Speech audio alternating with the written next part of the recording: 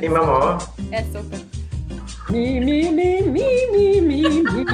Somebody else wants to visit with you. Yes, where's my puppy? Yeah, he kept trying to. Hi, Casper. Really liked chemistry. It just didn't make sense to me. Me neither, even though I'm molecular biologist. There you go. Oh my God.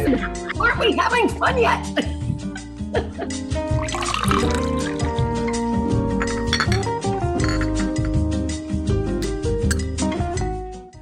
So, Mom, what are you drinking today? I am actually having wild orange tea. Good morning. Are we spilling the tea this morning? Well, I mean, as everyone knows, you and I are coffee drinkers, so we are spilling the tea, but in a way, we're spilling the coffee. She wants. Lucky. Hi, Anna. Moram da kažem da je mnogo čudno da pričamo na engleski kad smo samo ja i ti, pošto uvijek pričamo Da. srpski. Ok, evo sad ćemo da počnemo. All right, perfect. So the first one that I want to ask is, I think what everybody wants to know, just kidding. What was I like as a child? Ooh, you were very special. You were precious. And you were always moving and grooving. I mean, jumping, running, taking off and running from your grandmother Mimi and me on sand dunes when you were old enough to crawl and walk. I mean, it was actually a problem. We had to chase you down. Good thing I am a runner. I'm at least a runner now because of you. But you were precious. You were a precious child. Oh, I have to show a picture. Can I show a picture? yes, please. I don't know if you can see this. We were at a fair, and you were crying because you Mom. wanted to have the cotton candy, and I think we'd had so much sugar, but that was one of my favorite pictures. Anyway, That is but so precious. anyway, we had a great adventure on that. But you finally got some, and you wanted to sing. We were always singing at the fair. And another picture I wanted to show you when you were in your crib, you were supposed to stand and you would jump. That's when you were hanging on and you would jump, like we talked earlier, to a beat and music. So anyway, I love that. So the first question is, what was I like as a child? I guess it can be, I don't know, as a young child. Young child. Oh, let's see. Well, I have to say you were not the easiest child to handle. You had always strong opinion of things you wanted to do and how you wanted to do it. But it was very good. It was good challenge for young parents, but smart kids, so that always helps, right? Yeah. I mean, you were always wanting to do some adventurous things, and we lived in Chicago when you were very young, right? So you loved going to the lake and just running around and playing, and loved parks. That we had many parks in the area, Dearborn Printers Row where we were, so you had a lot of friends, and that was kind of fun. We had this light stroller, so it was easy to kind of go through the crowds, and you would always show with your finger when you were young, you wanted to go to the corner bakery. We had to stop by there, and then you would always, it had to be also brownie, of course, but we would get few things, and then that was on our way to the lake, and then we would go to the lake and enjoy the day there. So, Yeah, I don't know if the stubbornness has gone away. I don't think so, but I know where it comes from, yeah. Yeah. What is your favorite memory of me as a child? Oh. I don't know, there are many memories, but I think I loved moments like when you were really like maybe 4 or 5 years old. Then actually we moved to Tucson, and I remember you always, when you were sleepy, you loved being close to me, so you would come and I would take you in my arms, or you would put your hand, you would say, I want to be on my mommy. And then you would just fall asleep, and that feel of me holding you and you relaxed with full trust in my arms, just kind of that peacefulness, and that was such a great feeling, right? So there are many moments like that, just being mom and seeing that your kid is loving you and you're loving your kid. It's just but that one always kind of, I remember that closeness and the trust, and that's such a wonderful feeling. now we are almost at the level you're grown up, so it's more, I feel like we can be friends, right? And we can talk. I feel like I love the fact that we can talk about a lot of things, and even things that are tough maybe, right? And just having a friend and being able to talk to you and watch you, you know, find your way through life, and still being connected, right? It doesn't need to be that we are physically in the same place, but I feel we are. It's cool. It's just having a friend and planning things that we are going to do together and whatnot. It's kind of neat. So I like that. So did you always know that I was going to be a singer, or about what age did you first know that I had a passion for it? Gosh, Maddie, I always knew you were going to be musical. I will say that. You were, even in the crib, when you were old enough to stand on to grab the crib, you would jump to Raffy, you know, baby beluga in the deep blue sea. Swim so high. Swim so free. You were precious. Also, anytime we would sing to you, we would read, every night we'd read you stories and we would sing. Your grandmother would sing to you, and both grandmothers actually, and you would just be fascinated. You would just look and just stare. And bells, we ring bells. Christmas was always magical. And I'll tell you, Kenny G, thank goodness for Kenny G, his Christmas CD and his greatest hits. When you were fussy, we would put that on and we would hold you and just bounce you, and you would immediately just get a trance. So I knew that you loved music and you were always listening. You would always turn your ear and listen. So I knew you were musical at a young age. So you know, for people who don't know this, my mom and my dad were both really athletic. So were you a little surprised that I wasn't, you know, into sports? And how did you feel that I had so many like music concerts and choral concerts and, you know, recitals? Be honest. Well, it was fine. I'm glad you were involved with something and you were doing what you loved. And we knew that you had a talent, and you actually were very athletic, Maddie. Like I said, you were a good little runner. You would take off as a child and just take across over those sand dunes. We'd go to the beach, and in our backyard, we had a 2-acre backyard, and you would just run and run, but a free spirit for sure. Okay, the next question is, when did I start singing? Oh, yeah. Well, I don't know. I don't remember. Not that early when you were young. I don't think so. You were more into like dancing and stuff like that.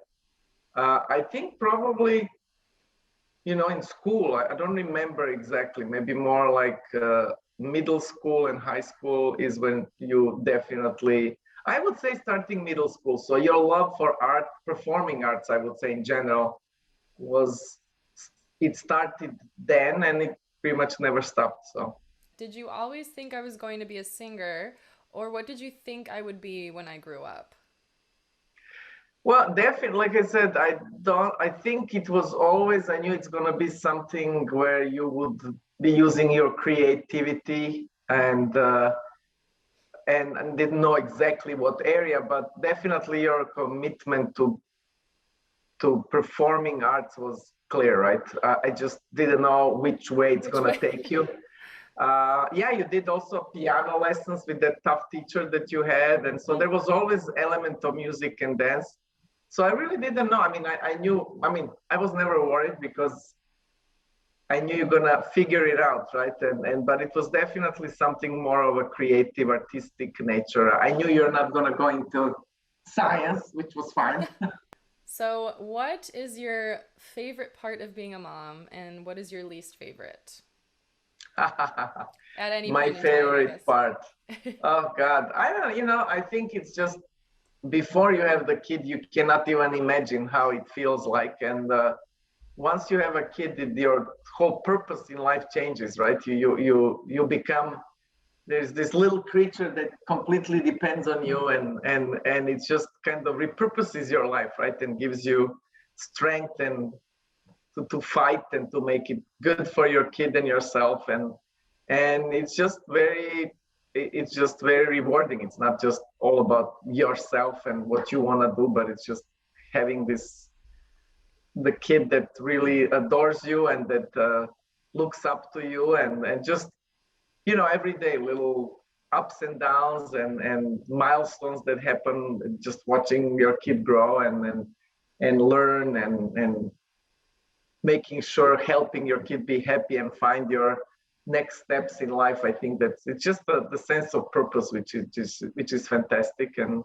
all that comes with it, friends, connections, everything that you do because you have a kid, and how you connect with other people. And what is the least favorite? Yeah, of course, as a parent, it's always hard if your kid is struggling. And for example, fortunately for me, that wasn't really so much of an issue, but it's if your kid is down, you're feeling pretty sad. And it's just there is always, it's not, I wouldn't say downside, it's just the nature of being mom. You're always worried, right? Doesn't matter if you're 5 or 25. It's always in the back of your head. It's like, oh God, I hope she's gonna be fine. I hope she's happy. I hope she finds her way. So I would describe it that way. Mom, what do you think the hardest thing about being a parent is? I think the hardest thing about being a parent is watching your child fall down and fail, but pick themselves back up, which is what you want. But just to see your child hurt and you can't fix it, that's really tough as a parent. But it's part of life, and that's how you learn. What would you say that your favorite part of being a parent is? Just watching your child excel. It was always so much fun watching you. When you accomplish something, just be so happy. And you were always such a happy child. You were such a joy to be in the room. You lit up the room every time you walked in, still do. Shazam. But anyway, one thing as a parent, I've always tried to teach you is attitude is everything. And I get that from your grandfather, Woodsy, my dad. And it's so true. And I think you've taken that and run with it. But your attitude is always great, even when when things weren't always so happy, because life is not always happy. Yeah. We parents do the best we can. And it was just always, if you can laugh, even during scary times, it makes it bearable. And, as a parent, you want to keep calm and not frighten your child. So by laughing and make things a little lighter, we would get through things. I would just say on that, I think it's very important that the parent have the parent role. However, I always wanted to be very, very honest with you. We had, you losing your daddy at such a young age. Children are not dumb. They know something's going on in the household. Maddie's daddy was very sick with Lou Gehrig's disease. So he died when she was diagnosed when she was 3 and died when she was 6. But we made an adventure, and every day was a gift. And, you handled that beautifully. But I think what makes a parent, you need to put boundaries up and enforce the boundaries. And I think that makes children feel safe. And I always wanted you to feel safe, but I always also wanted you, to have, dialect and respect. But we had to have a little discipline, a little time out. We have to enforce it. The perfect child. Can you imagine being a parent during the pandemic? I think we just need to take a moment and, shout out to all of the amazing parents who have had to, homeschool their kids or organize activities, for their children, while they're working from home, or even if the parents have to work. What do you think it would have been like if I were, say in school, like an elementary or high school student during this time? And how do you think you've handled it? That's a great question. I've felt really for these mothers and fathers who've had to be teachers at home. I never thought I could homeschool. So my hat goes off to all those parents out there, but seriously, but I think what we would have done, like we always did, make it an adventure. We're going to make this adventure. We're going to get through this, and it's going to be fun. Let's make our own mask. Let's make it a game. Let's make it play and fun. And we have to be careful because of the virus, but we would, coming in contact with others, but let's make it an adventure, make it fun, and make it, like a game.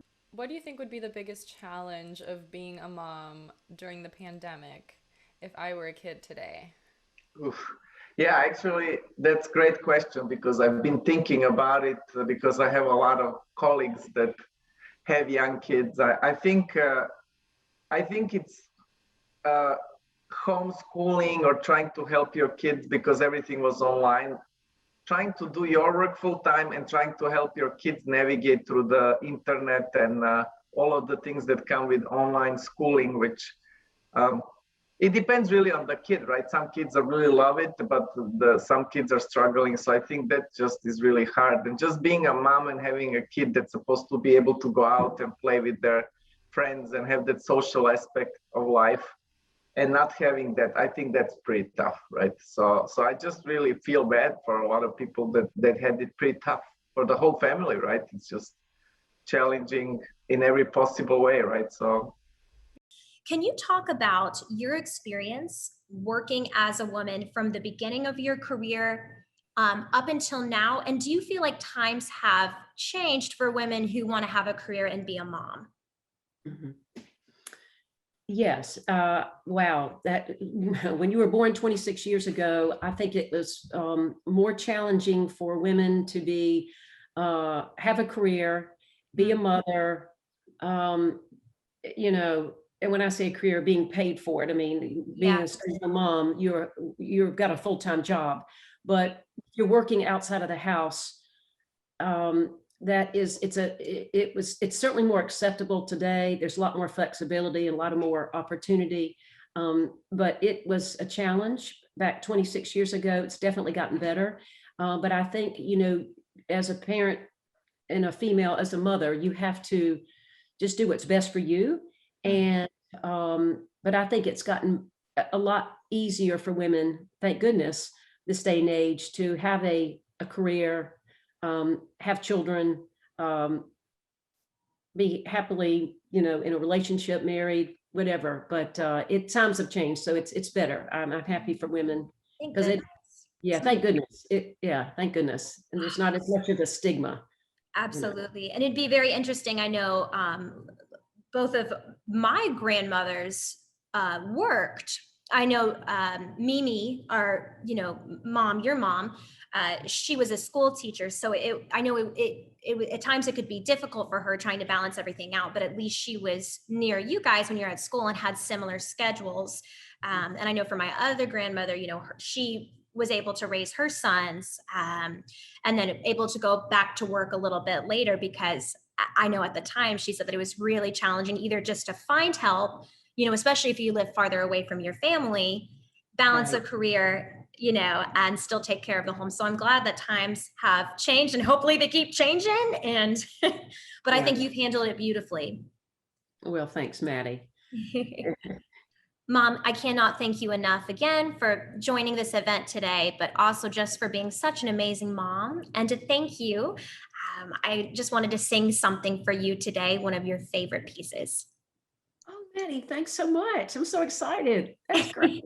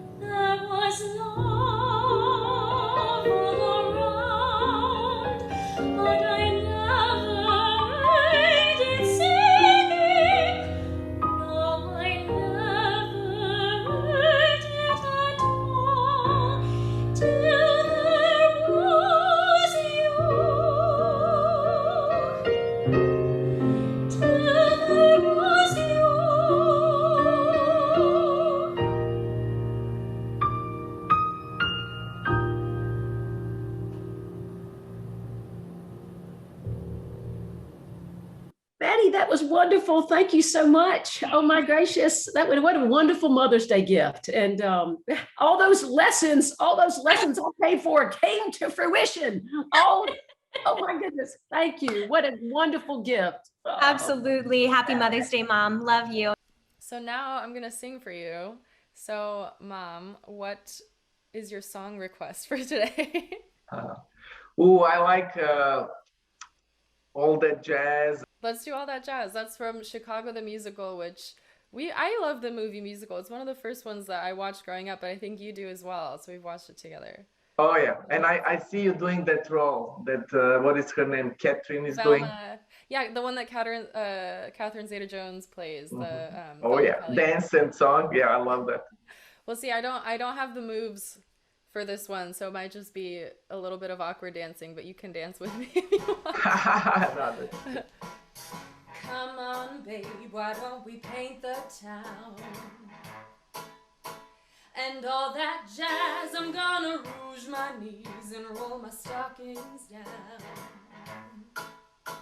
And all that jazz, start the car, I know a whoopee spot where the gin is cold but the piano's hot. It's just a noisy hall where there's a nightly brawl and all that jazz.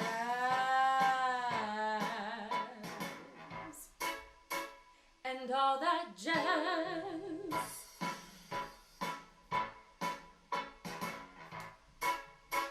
And all that jazz.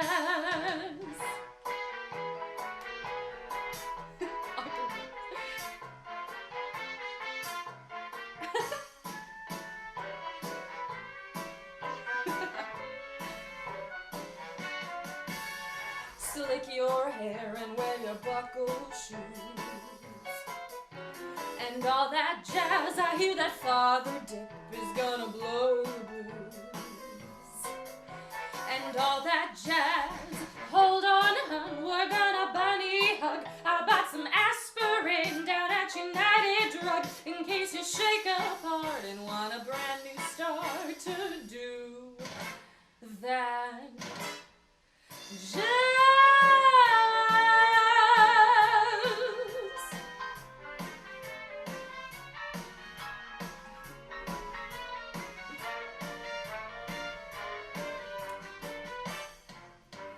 Find a flask, we're playing fast and loose.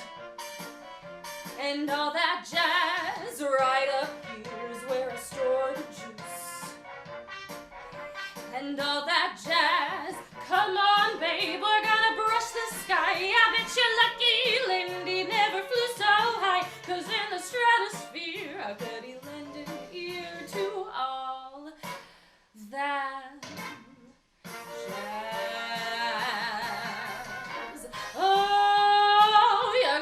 Your Sheba shimmy shake and all that jazz. Oh, she's gonna shimmy till her garters break and all that jazz. Show her where to park her girdle. Oh, her mother's blood would curdle if she'd hear her baby squeal for all that jazz. Happy Mother's Day. Thank you, baby. Best of luck to all the women out there and happy Mother's Day. Cheers to women and happy Mother's Day. Thank you, Mom, for spilling the tea with us. And thank you for tuning into the Valkyrie Ensemble's Mama Spill the Tea.